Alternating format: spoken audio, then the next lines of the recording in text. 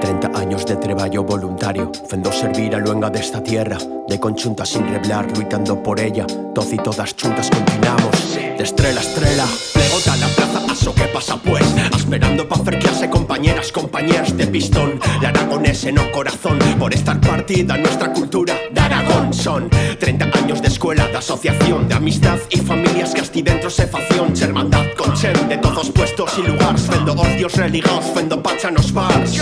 Sin cacegar La canción surge da idea de, bueno, de que la asociación Nogara, que yo soy aprendiendo aragonés, ha feito este año pasado, 2021, 30 años como escuela de aragonés.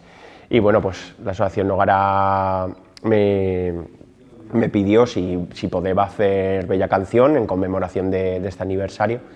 Y creo que sí, bueno, pues principié a idea, charré con Sergio Lacasa y con Oroel Otal, do mío lugar de la Peña, que ambos son técnicos de sonido y Sergio, por ejemplo, lleva la Casa de la Música. Y bueno, entre los dos pues principiaron a hacer la música de la canción. Y bueno, también charré con Elena, de un grupo que se dice Mayacán, para ver si quería colaborar allí. Y bueno, charré con ella y todo en tabán. Así es que principiamos a hacer la canción, y cuando yo tenía letra y asinas, pues se la envié y ya bueno, pues con David El Fresno, que es el que se ha encargado de hacer o videoclip, pues ya principiamos a hacer un poco la idea de las grabaciones. Y bueno, el tuvo hizo una canción en conmemoración del 30 aniversario de la Asociación Nogara. Por vivir en aragonés. Per lo que fuimos, per lo que somos, per la dignidad a nuestra luenga.